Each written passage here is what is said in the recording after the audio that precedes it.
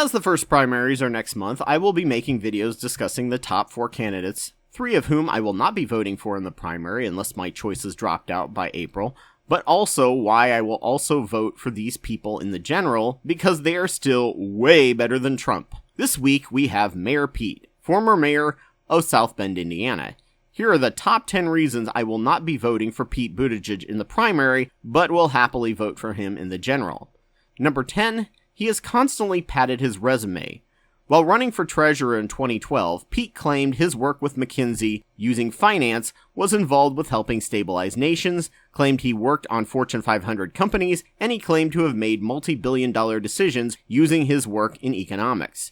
He only had 3 years of post-college experience at the time. Thanks to a non-disclosure agreement that expired last year, no one could fact-check him on any of this, and we just took his word for it. It turns out he had no work at McKinsey that was involved with nation building or stabilization. He worked with no Fortune 500 companies and only made suggestions, not decisions, and the closest thing he had to a multi-billion-dollar company was Blue Cross Blue Shield, and that ended up firing a bunch of people, which he no longer mentions. That said, I do find it quite disturbing that people have made it sound like what he was doing at McKinsey was illegal or unethical. The problem is not what he did, it's that he took credit for things he didn't actually have power or say in, and seriously lied about his resume for 8 years after leaving McKinsey and benefited wonderfully off the fact that no one could check what he actually did there. He now massively downplays his importance and resume at McKinsey as if his time there was inconsequential, completely the opposite of what he said before the NDA ran out. When asked about the Blue Cross firings, instead of actually answering the question, he sleazily shifted to claiming that some candidates were calling for a policy that would eliminate the job of every worker in the insurance industry. If he got those people fired, he was doing it to protect the profits of an insurance company who at the time still had the right to deny sick and dying people health care for pre-existing conditions, while Medicare for All, which is going to eliminate jobs, is doing it to ensure people have affordable health care. This is a massively dishonest framing.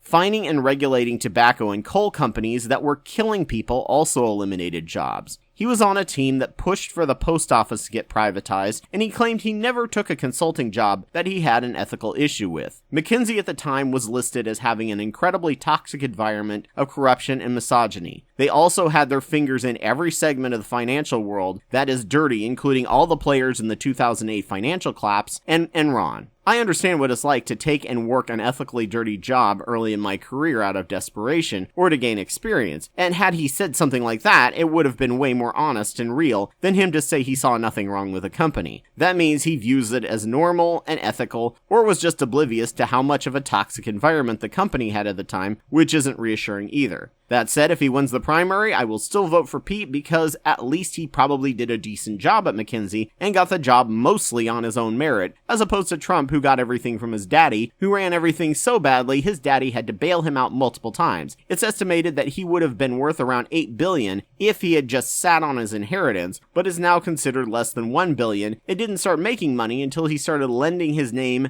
and selling properties at ridiculous prices to known foreign money launderers. Pete's resume is leaps and bounds better than Trump's. Number 9, he has issues with the black community. While serving as mayor, Pete fired Black Police Chief Boykins, who was under investigation from the FBI for secretly recording his officers to root out corruption and racism. Pete claimed it was the investigation that made him fire the chief, even though depositions from Pete's campaign manager that there was no indication that the FBI was pressuring to fire Chief Boykins at all, it was just an investigation. Police employee Karen DePape, in a further deposition, who was also fired by Pete, said that there were a lot of racism on the tape, along with a plot by white officers to use Pete's donors to pressure him to fire Boykins, something Pete ended up actually doing. Bob Urbanski, a big donor in South Bend, was named on the tapes as the person the white cops were going to use to fire Boykins. On the last day of Pete's term as mayor, he handed out keys to the city, and Bob Urbanski got one of the keys. In 2018, Urbanski backed a campaign loan for the cop who had mentioned him in the tapes, along with Pete's lawyer who oversaw the firing of Boykins and the lawyer who is still fighting to prevent release of the racist tapes. In light of this,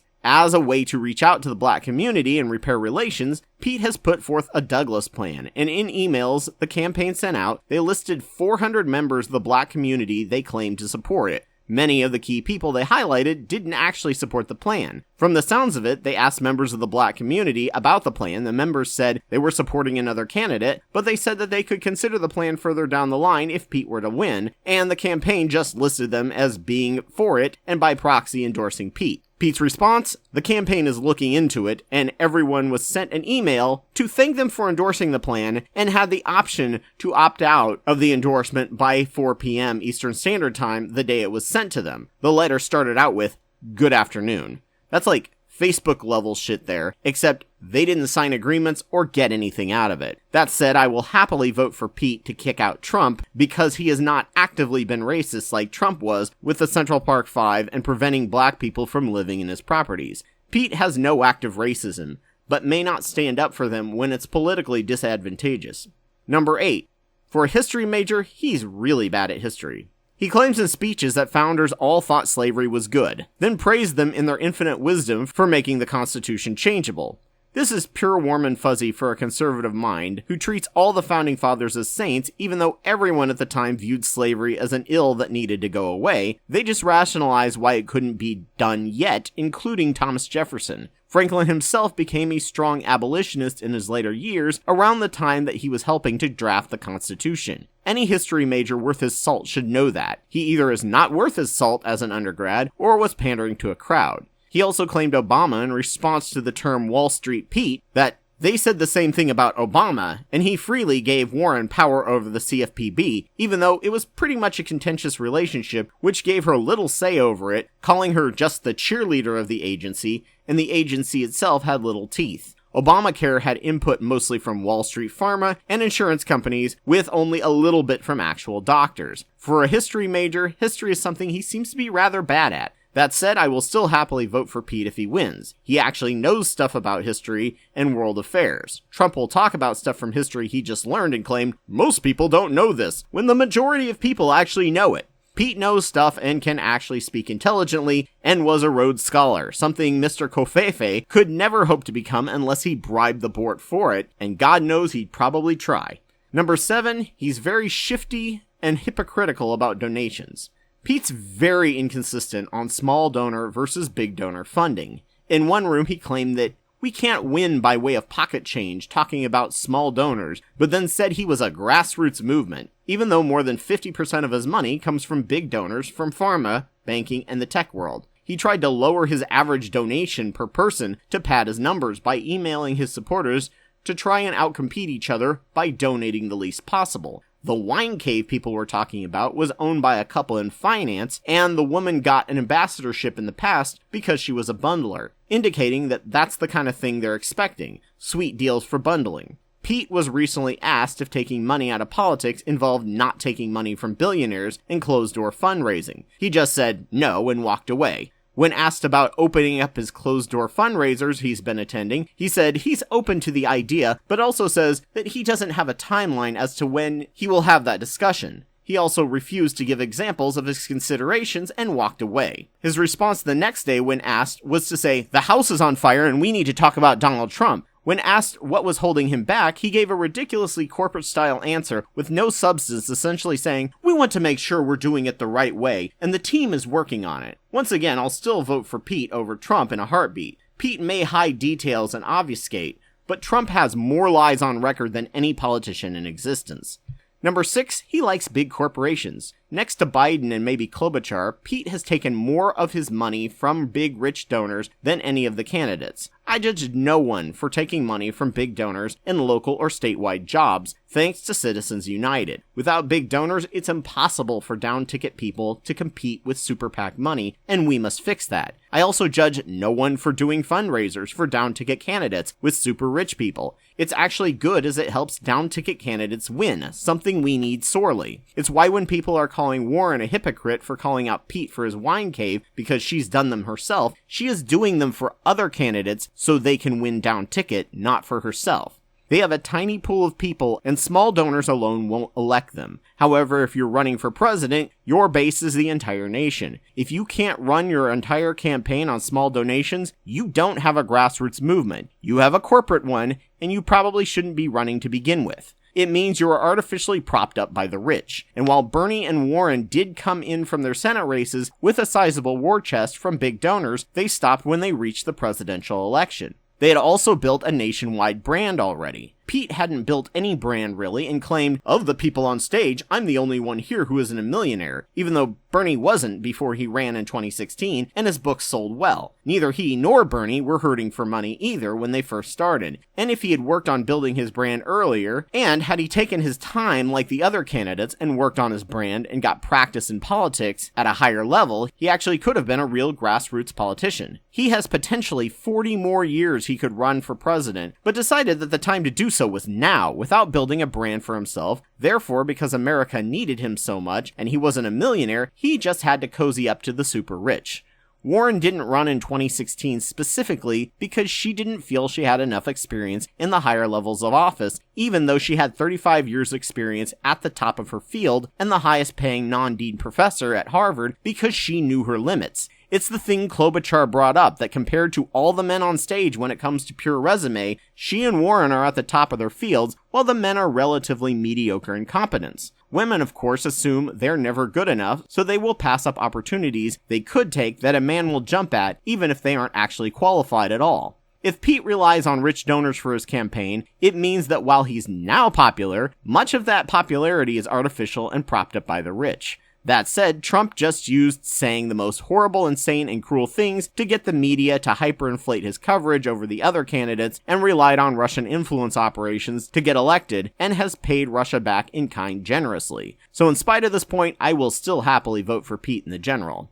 Number 5, he's corporately disingenuous about everything and takes responsibility for nothing. McKinsey is known for being involved with every single economic crisis, including endorsing the Enron strategy, and was involved with all the companies that caused the financial crisis, and Pete's financial advisor was a VP at Goldman Sachs leading up to the recession. McKinsey speak is set up to sound nice, but says nothing, and Pete has clearly picked it up. "The team is working on it" / "we don't know yet" is pretty much the answer to most of his criticisms, meaning he doesn't have to give any solid answer, makes it sound like he's working hard to decide what happened and if they need to correct it, and doesn't have to take responsibility for anything. It's a great way to soften the edge of criticism, which he probably learned from McKinsey. When Pete released his list of big donors and bundlers in a move to appear transparent, he omitted a bunch of big donor bundlers that could be viewed as problematic or criticizable, including H. Rogan Cohen, a lawyer defending essentially all the companies responsible for the 2008 financial crisis.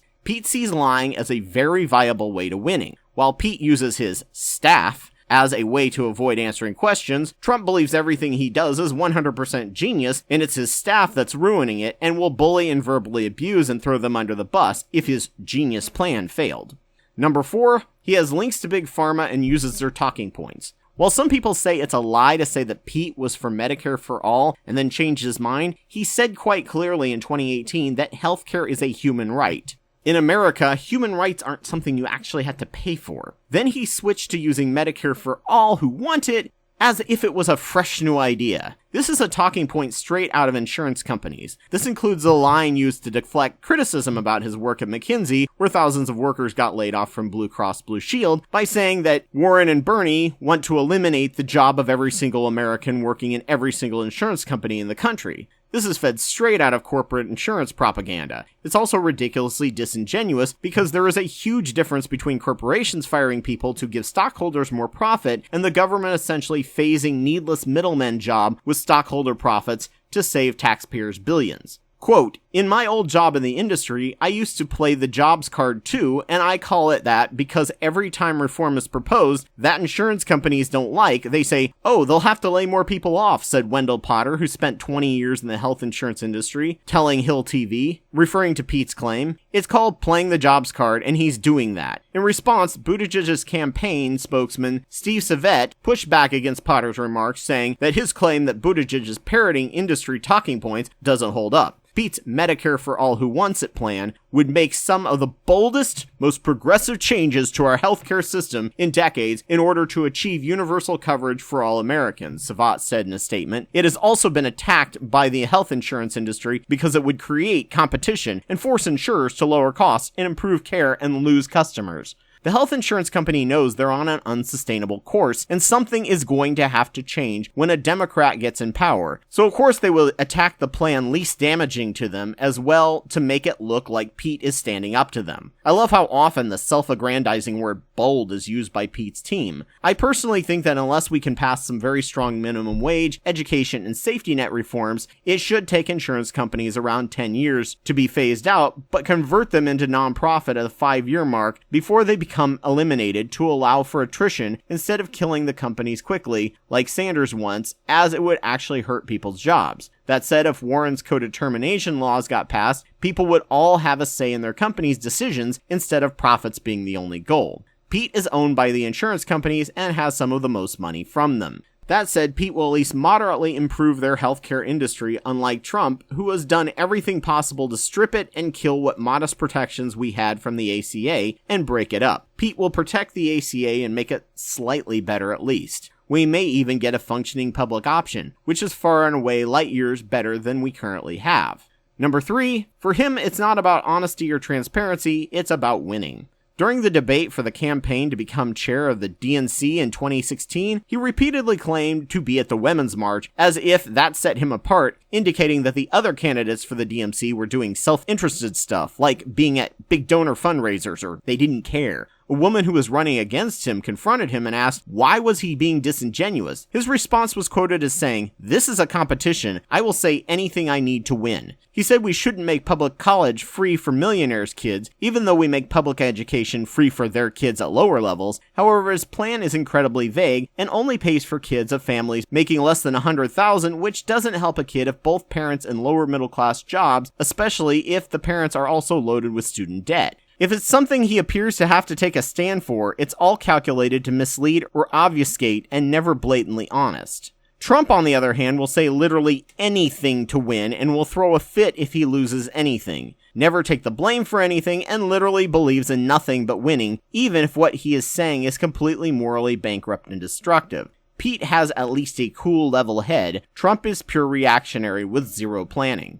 Number 2, he has ties to Zuckerberg, so he won't prevent another Trump. In Harvard, Pete was one of the first 400 people to sign on to the new site, thefacebook.com. Since then, he's massively cozied up to Zuck and other people in the tech world. There's an article below called Mayor Pete is Silicon Valley's hot new startup. Zuck even gave him some of his top employees to work on his social media campaign. As I said in my video called Which Candidate Can Stop Another Trump, Pete appears young enough to know better, but is also immersed in the Silicon Valley corporate mindset. His plans for curbing the internet and misinformation are as vague as you can imagine, but with no real methodology as to how he would decide what he would use to fix the problem of social media, fake news, misinformation attacks, data privacy, and antitrust. As neck-deep as he is in political debt to Silicon Valley, we can expect him to do the barest minimum and expect another Trump 4 to 8 years later. However, do I even need to say it? Trump used and abused social media, and he and Mitch will do nothing at all to defend us from misinformation campaigns. The more broken the internet is, the better it is for him and all other fascists and dictators. Pete is and will still be ridiculously better than Trump, even if that bar is set so low. And the number one reason? A repeated pattern of behavior about little things that feel off. The biggest problem with Pete, except on certain issues, is that he's vague enough and doesn't do anything big enough to criticize and attack. But many people can tell something is off, and the far left can't quite put their finger on it, so early on they would attack him on things that are just one little thing, blowing it out of proportion and looking like petty liars. I would do this myself and got rightly called out by some of Pete's fans because my arguments felt right, but it was actually wrong in terms of logic. It's not one thing, it's a repeated pattern in corporate doublespeak and lack of transparency that gets under especially young people's skin. In a study on microexpressions, young people were shown dishonest, neutral, and honest people, and they were really good at picking up the microexpressions. They showed it to older people, and they rated honest and neutral as neutral, but dishonest as very honest. Whether that is cultural programming from 3-channel TV where politicians had direct access and you were told to trust them, or something that happens with age, people who love Pete are elderly people, while young people tend to feel like they're seeing a wealthy, entitled, cocky, and privileged used car salesman in action. They can feel it, but they can't make a solid argument. It's not that he has said anything wrong, it's how he said it and the repeated pattern of corporate fake tactics that I dislike about him. But it's hard to pin down. It's like I'm watching the movie Thank You for Smoking. It's not about me being right, it's about making you wrong. At least with Biden, we're getting business as usual. Pete epitomizes and embodies everything I hate about hyper-competitive corporate America, especially what is reported about the dude bro culture in startup Silicon Valley. Even worse, he's got the Mike Pence such a nice boy image down pat that makes older people want to eat him up while he lies in their faces and takes their savings. That said, I know how to read his tells now when he's not telling the truth, and literally anyone would be more competent and better for the nation than the guy in the White House who is way more entitled, cutthroat, and morally bankrupt. Pete actually does have issues he believes in and takes a stand on. He also has his own opinions. However, the ends justify the means, even if there was no point in that end just yet. Trump, on the other hand, believes in no one but himself and would throw anyone under the bus to protect himself. He has no personal opinions or beliefs beyond that of the last person he talked to 10 minutes ago, usually Fox News, and then forgets it quickly. Pete can be disingenuous, but Trump is an absolute nihilist. I remember under Bush having to stop myself from having knee-jerk negative reactions of distrust to everything the president did,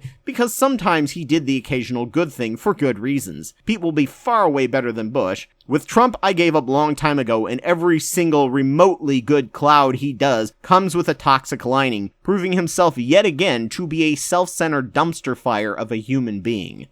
So thank you so much for joining me on my podcast. I'm sure there was nothing controversial about this, and everyone will happily get along in the comments section, which you can do on the YouTube version of this video, or my Facebook page, After School Democracy. Link in the show notes. Just a reminder that I'm Anubis 2814 on YouTube, and I have over 500 videos on different topics that I've made over the past 10 years. Please subscribe, and if your podcast site has the option, give me a like or review. If you think what I have to say informed you, consider supporting my Patreon. I'll be doing this podcast weekly and try to get it out on the same day, so I hope to see you here next week, ready to be filled with new ideas. Take care. This channel is helped tremendously by the generous supporters on Patreon. A big thank you to the wonderful Joe Taylor, Elias Garcia Guevara, and Ogrel for their support at the $10 a month Wapawet level. Please consider donating to my work if you can, and thank you all for listening.